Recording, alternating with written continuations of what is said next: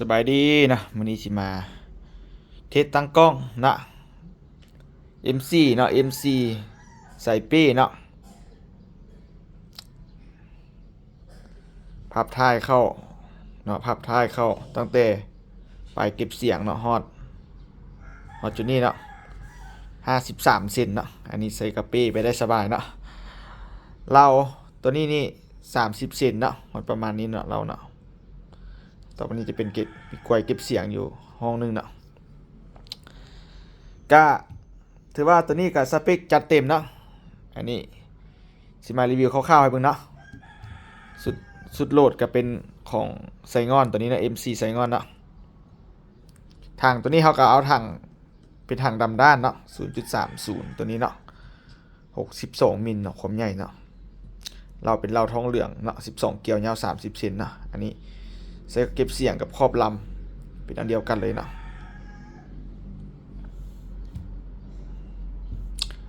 กล้องตัวนี้กับวิชั่นคิงเนาะตัวนี้กล้องไซล่าเด้อตัวนี้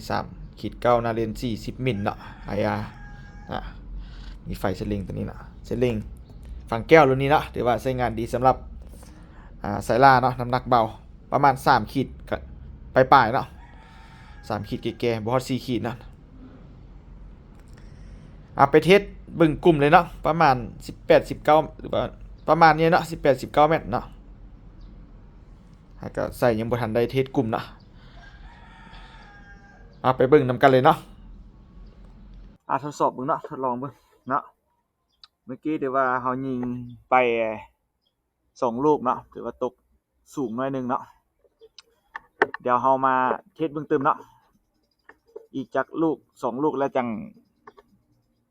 ปรับกล้องเนาะ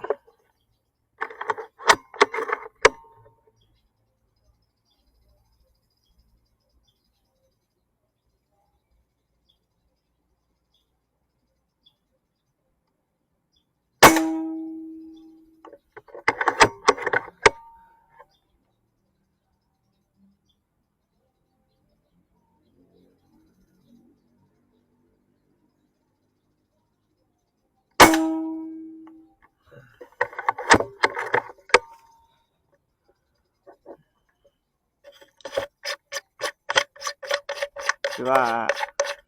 ยิงไป4ลูกแล้วเนาะเดี๋ยวเฮาสิปรับกล้องลงมาเนาะเพราะลูกมันตกสูงเนาะประมาณนี้เนาะ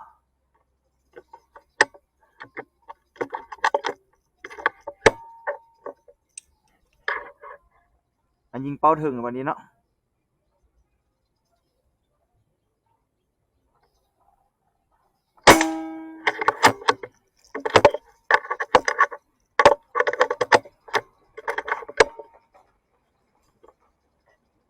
ลูกที่2ยิงเป้าถึงเนาะเดี๋ยวว่าเข้าเป้าแล้วบึงตามกล้องเนาะ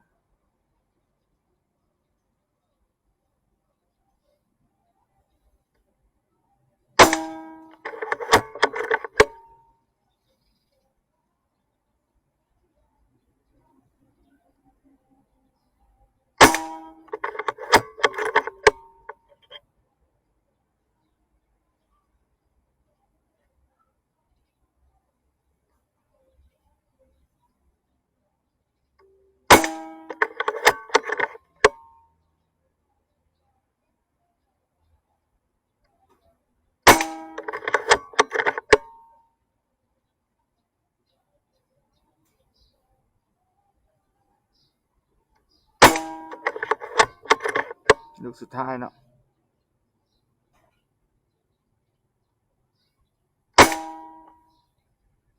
โอเคถือว่าครบเนาะ11ลูกเนาะยิงอยู่ลุ่มนี่4เนาะแล้วส่วนที่เหลือก็ยังอยู่ถึงเหมือนเนาะไปเบิ่งเป้านำกันเลยวันนี้เนาะไปเบิ่งเป้าเนาะถือว่าค่อนข้างกลุ่มดีเนาะกับระยะนี้เรา30เซนเนาะตัวกี้ทำบิดให้เฮายิงอยู่นี่เนาะจำเนเซเป้านี่เนาะถือว่า4ลูกอยู่นี่หมดเลยเนาะหลังจากนั้นเฮาก็มายิงเป้าถึงนี่เนาะถือว่า แตกออกมาลูกนึงเนาะน่าจะเป็นน้ำมือตัวนี้เนาะระยะประมาณ18-19 เมตรเนาะอันนี้ถือว่าลูกติดกันเลยเนาะ30 เซนนี่เนาะถือว่าซัมนี่ก็โอเคอยู่เนาะซัมนี่กลุ่มดีอยู่